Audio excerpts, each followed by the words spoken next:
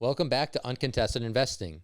Today we're thrilled to have Jonas Bordo, CEO and co-founder of Dwellsy, the free residential rental marketplace. He's also the author of Everything You Need to Know About Renting, but Didn't Know to Ask. Prior to Dwellsy, Jonas was a senior executive at Essex Property Trust in Bentonville Green Oak and worked with Boston Consulting Group. Let's dive into his vast expertise and insights on the rental market.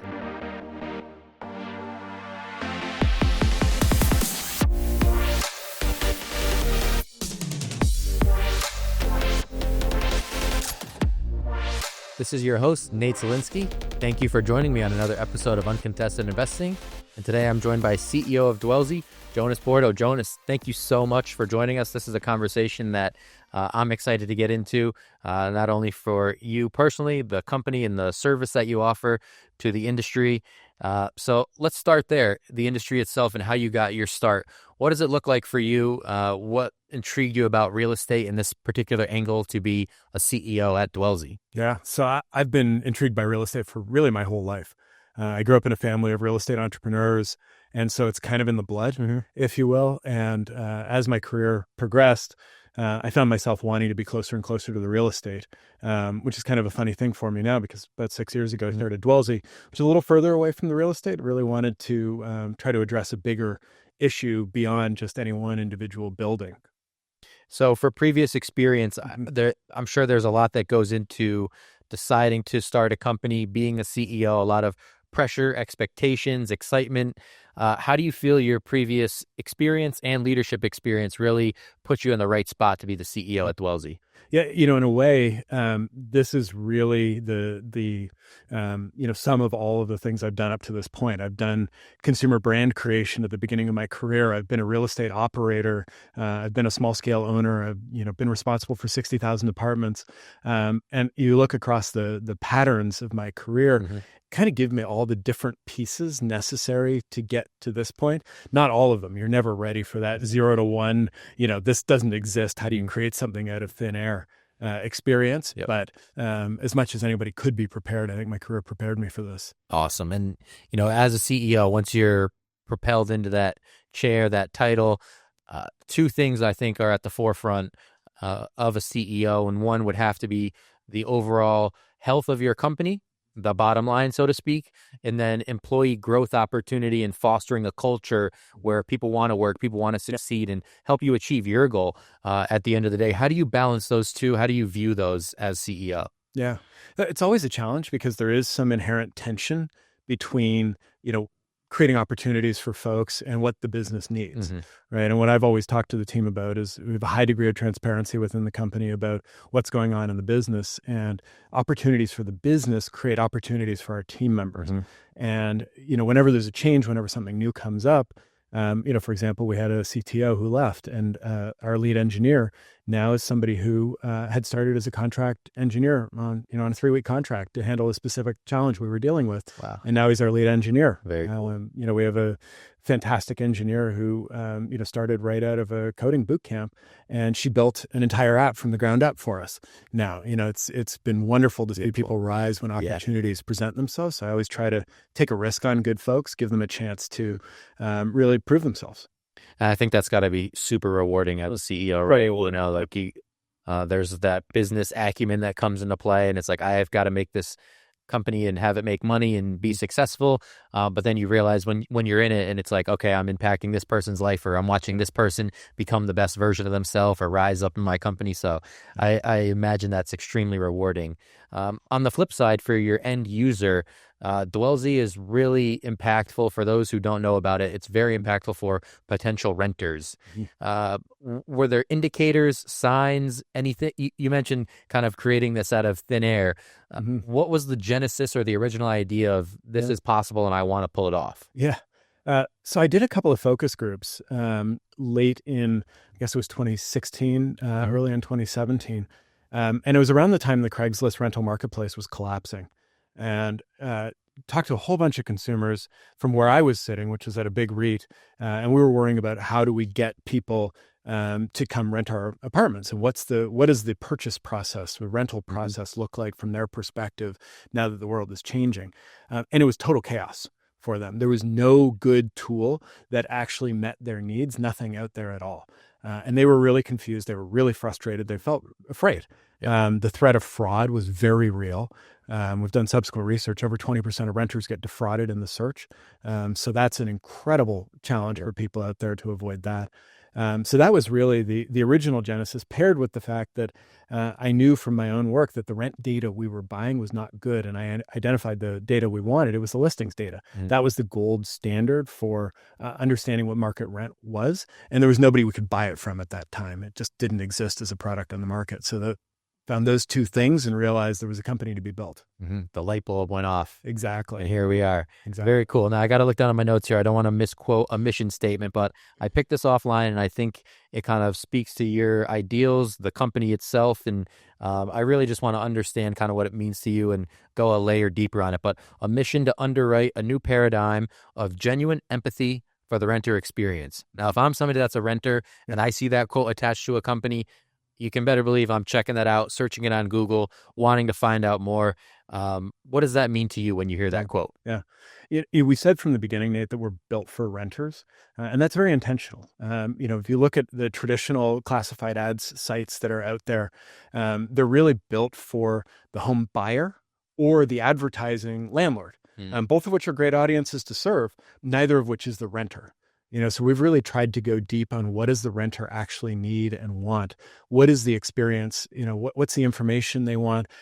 What do they want from their search process? And it's very different than it is for the home buyer. It's very different than it is for the landlord offering a rental. And we view ourselves as operating in partnership with the landlord to serve our common client, the renter. And so making sure that the product is really built from the ground up with some new thinking around how do you best serve the renter. So that's really, we're trying to get to the heart of that. If you could take a moment as well to kind of talk about that relationship, right? Because you mentioned it's for the renter, with the renter in mind, but to get that buy-in from the landlord or potential investors that are landlords of their properties, I imagine that had to be a big objective to tackle, a mission to accomplish, if you will. So what kind of work went into, working with landlords and getting them on board with what Dwellsy is trying to do? Yeah. So here's where I had a huge advantage from my starting point. I was running 60,000 apartments before I started Dwellsy. So I basically went through the checklist of all the reasons I would have said no to listing, right? So we made it free. We made sure the leads are very high quality. We made sure that we're natively connected to all of the operating systems of the industry, the property management software systems, that we had good, strong partnerships with those folks. We got rid of contracts. We tried to remove every barrier to somebody listing with us. So if you want free, high quality lead generation, we're the only source in the market. You know where to go. Exactly. So the goal is to really provide a great experience for the landlord as well, but partner with them and understand that we're serving the common client. Well, to our audience, we're off to a great start, Jonas. Thank you for your time so far. If that hasn't piqued your interest, I don't know what will. We're going to take our first break, though. We're going to come back with the Money Making Minute, dive more into Dwellsy as a company and Jonas as a person and a leader in this industry. So, Jonas, thank you. And we'll be right back after this. Stay tuned. REI Inc. is the premier monthly publication for real estate investors. Dive into a wealth of expert insights and knowledge from industry leaders and gain valuable regional market insights, ensuring you always have the best information right at your fingertips. Visit REIInc.com to elevate your real estate investment game today. Welcome back to this week's episode of Uncontested Investing. I have a great guest sitting across from me today, Jonas Bordo, CEO of Dwellsy. And it's time for the Money Making Minute, Jonas. So for our first segment, what we try to do is have our guests talk about a piece of their success and what they can share with our audience that they can use going into next year and beyond and help them be more successful, such as our guests. So investment strategy, app, skill, maybe a habit or a part of your routine. What really attributes to your success that you want to get across to our audience? Let's hear your Money Making Minute.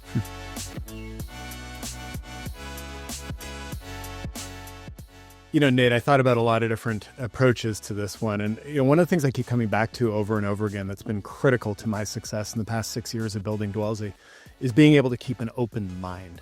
And everybody's got their own routines. Everybody's got the ways that they work. But being able to clear my brain and think hard about new ways of approaching problems, new ways of creating opportunity. We had a year in which we launched 23 different products. That's not the kind of thing you can do if you can't think flexibly. So being able to take a step back from whatever you're doing, find a way to open your brain and create flexibility. For me, going for a hike, getting into the wood shop, something like that, is a really important way to separate myself from a little bit of from my work for a little bit of time and be able to open my brain to new ideas and new thoughts.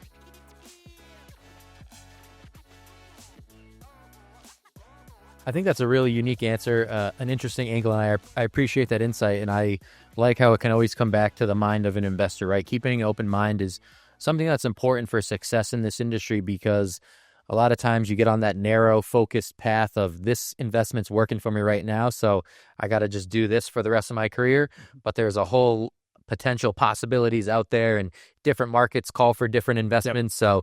So an open mind is something that can certainly serve an investor and make them more successful.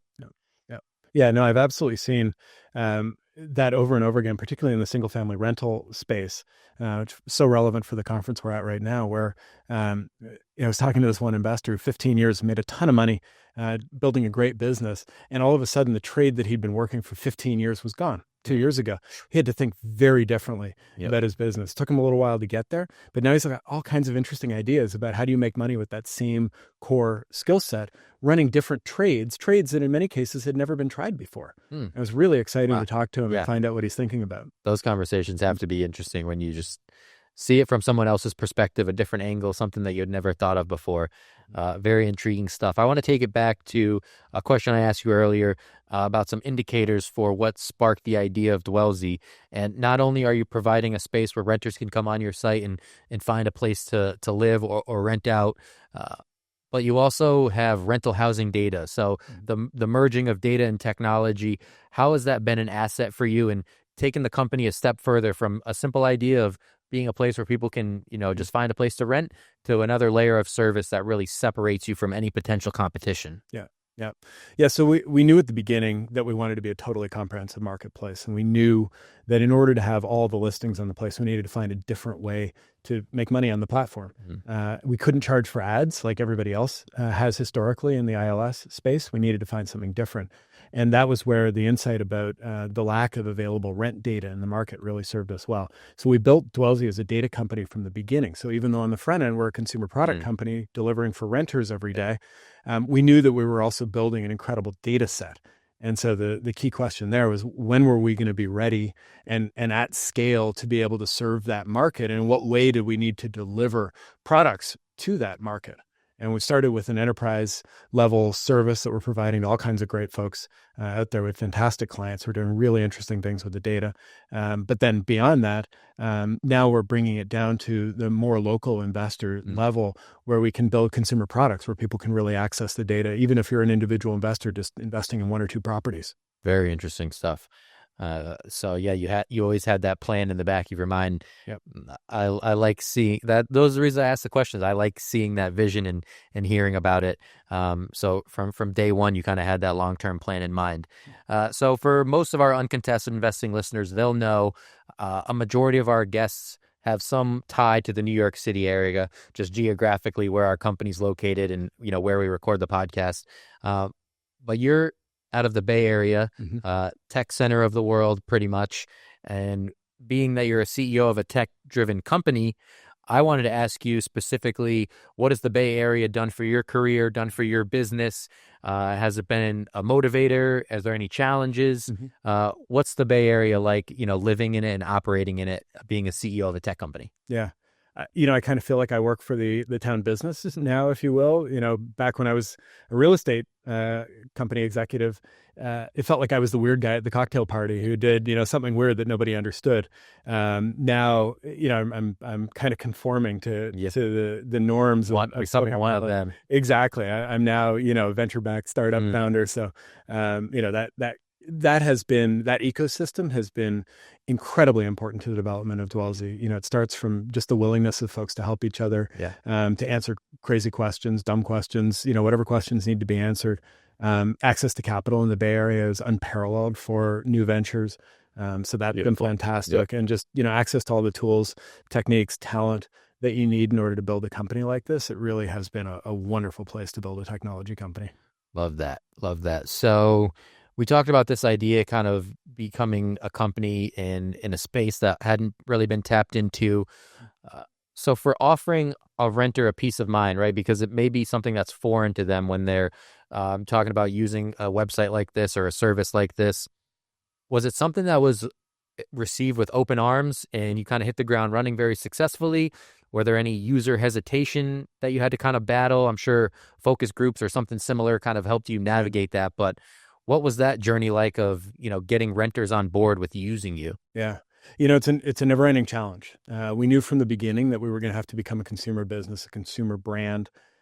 We knew going in that there was no established consumer brand in this space. There was nothing that people out of the top of their minds knew to go to in order to look for their next apartment. They basically go to Google and search, and whatever they end up with, and they don't have any particular loyalty to any of the legacy brands that are out there. They're just looking for the place that's right for them. And unfortunately, most of the sites that are out there, because they have so little inventory, have been unable to serve most renters most of the time. And then fraud issue in the marketplace makes them very untrustworthy, as they should be, of most new brands. Yeah. So to cut through that noise, to build that trust, to build that experience is something that we're going to have to be doing, 20 years from now. We can talk and see how that's gone, but we'll still be working on it at that point. It's something I have to wake up in the morning every day and work on. Yep. Objective number one. Yeah. All right. So the next direction I want to go in, being a journalism student myself, you are a published author. So not an easy task for anyone. Just first of all, thoughts on writing a book as a challenge in general. When did the idea kind of come about and, you knew it was something that you wanted to tackle? Yeah. Yeah, it really came out of all the renter interviews we did. So I've consistently done renter interviews since Dwellsy was founded, over 1,000 of them now. And in speaking to those renters, the questions they have almost always come back to not understanding how the business works. They have a really tough time with the rental process. And explaining to them, this is why the landlord did that thing that seemed to be crazy to you. It's actually a rational choice for the landlord to do that. The reason the landlord didn't call you is because you were probably the 60th inquiry they've gotten on that, and they're probably only calling back the first 3 or 4. Yeah. So you're just not going to hear back on that 3-week-old listing. Being able to explain that to folks and help them understand. I realized there was a real need for education, if you will, for renters. Sure. And as we wrote more and more pieces for the renter, myself, I was one of the key writers for Dwellsy. We had another team member who was writing a lot as well. And she and I it started to become a book. And so, went out and said, if I can find a publisher for this, then, it'll be worth the time. And so found a publisher and got a publishing agreement and got everything off and running and wrote the book. And that's it's a great title because kind of, as you mentioned, it's everything you need to know about renting, but didn't know to ask, if you're looking to check that out for our audience. But for, takeaways, who can benefit from it. And it sounds like, being able to gather that information, you really had, the renter in mind. Are there key takeaways? How is the book kind of laid out, if you don't mind, sharing a little bit of that? Yeah, absolutely. So it's laid out for the renter through their journey.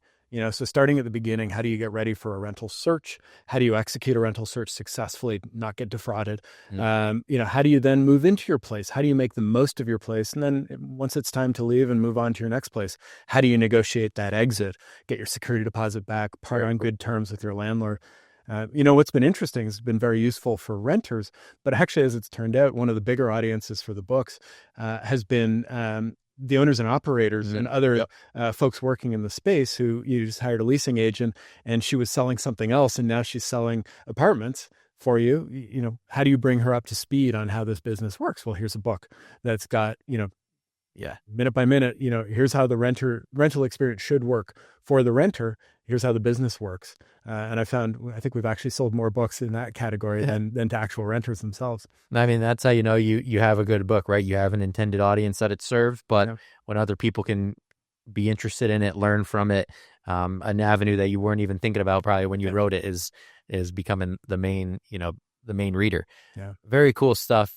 Jonas, again, thank you so much. The questions and more importantly, your answers have been on point. This has been a fun conversation. We're going to take one more break. We'll be right back with Deal Breaker, Deal Maker. Stay tuned, audience. We're going to finish this one up. Jonas has more great insight that he's willing to share with you. At RCN Capital, we know that time is money. With our competitive rates and quick turnaround time, you can receive funding in as little as 10 days. We offer flexible payment plans to relieve the pressure of the repayment process. Our team is experienced in making sure that you choose a loan that will suit you best. So get on the phone with a loan officer today by emailing info@rcncapital.com or clicking the link in our bio. Welcome back for the final time to this week's episode of Uncontested Investing. CEO at Dwellsy, Jonas Bordo, is joining me in studio. And Jonas, it's time for that second segment of the episode, Deal Breaker, Deal Maker. So what we want to do here is get a personal story from the guests about a time in their career where maybe it was a low point, maybe it was a turning point, anything that helped springboard your career, kind of launched it to the success that you're currently experiencing today. And I think it's a great way to kind of talk to the audience, talk to our investors out there. They go through peaks and valleys like nobody would believe in this industry. It can be very tough, very unforgiving, but you never know. That next success, that next door could be the one that leads them to the success. So let's hear your deal breaker, deal maker.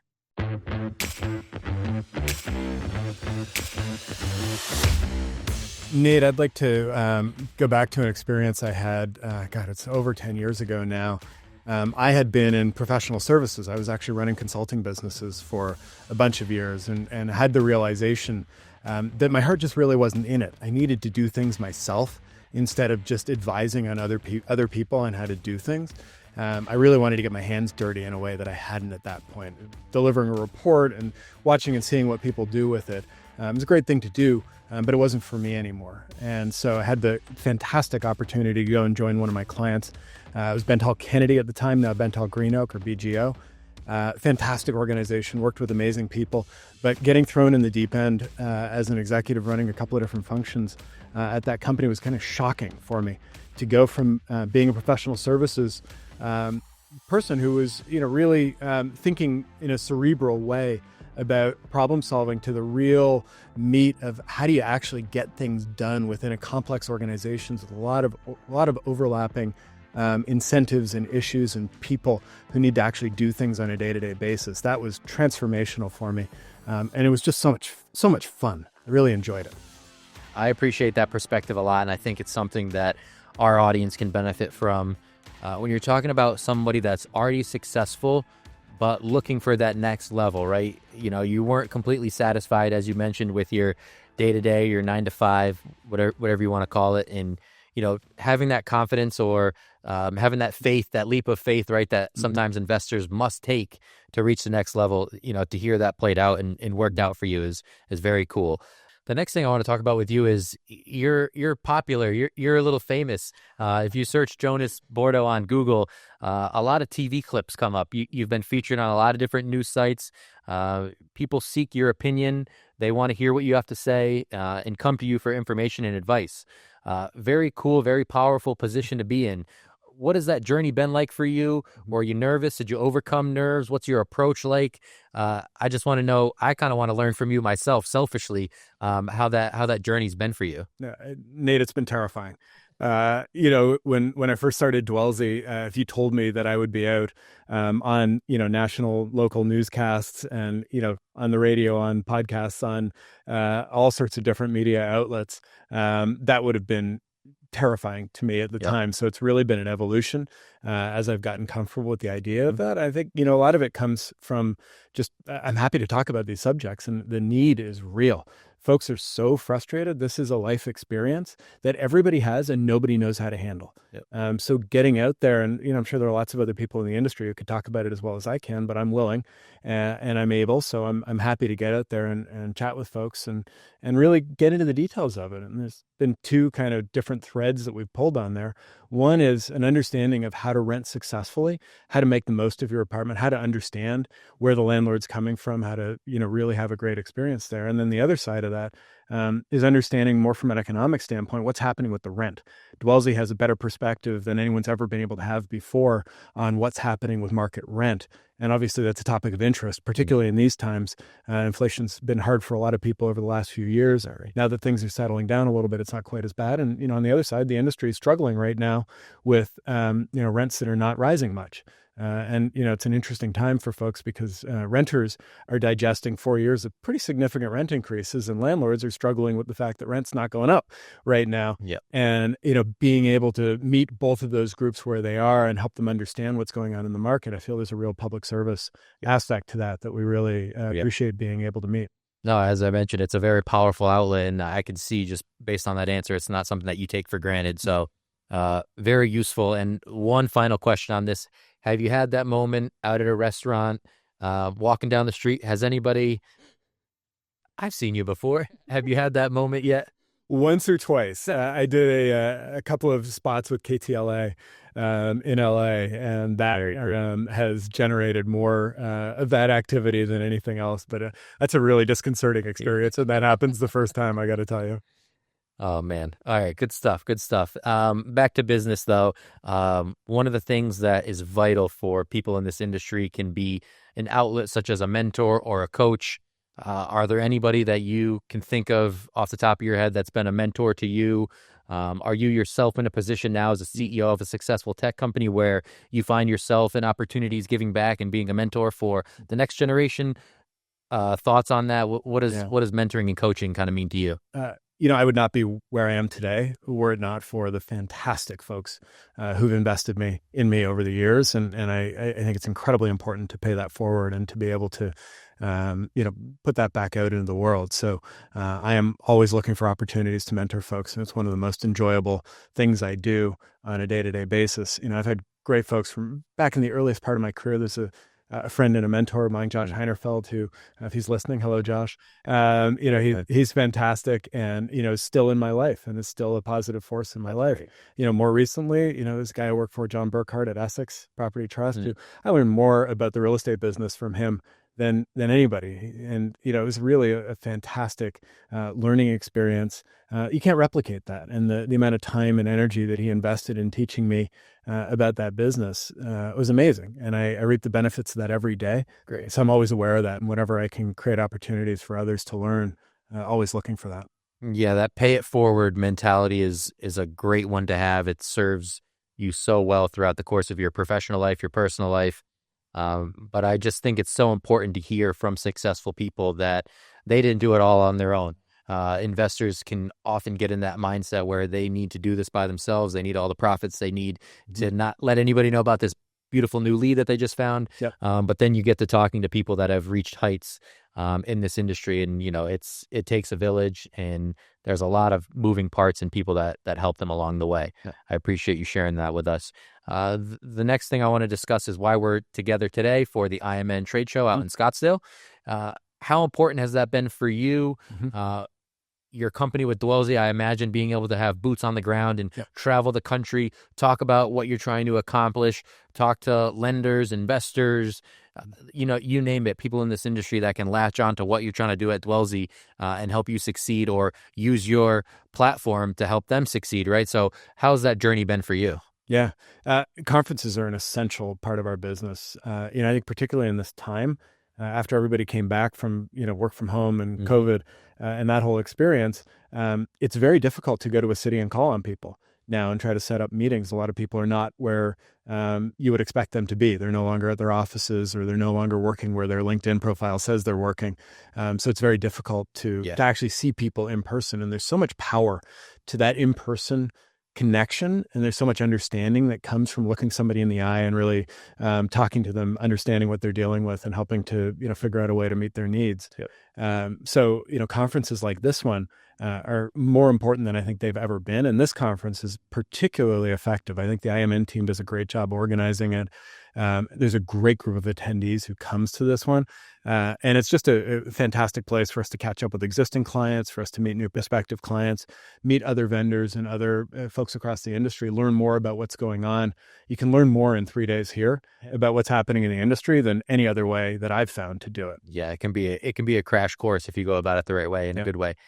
So as if the journey hasn't been impressive enough, I've got to ask you, what's next for Dwellsy? Is there another part of the industry or the journey of a renter that you're trying to tackle? Are there goals that you kind of just have for yourself and as a CEO of a company and what you want to see accomplished? What does 2025 and beyond look for you in what you're trying to achieve? Yeah, our goal is to serve every renter and every landlord every time there's a rental search, and lots of times in between. Fundamentally, renting is a pretty terrible experience out there in the world right now. It's not good for renters. It's not good for landlords. It should be a great experience. Renting is often the smart choice for the renter. It's a great business opportunity for investors and owners, landlords all over the place. It can be dramatically better for everybody involved. There's 120 million people whose lives are affected by this industry every day. They live in these homes. Their futures are dictated by the wealth that they might generate by investing in this space. And so we really see ourselves as the steward of this category. And it's our goal to make Dwellsy the marketplace where every single person in the industry is interacting with us on a daily basis. And we're serving them, making the whole rental experience better for everybody involved.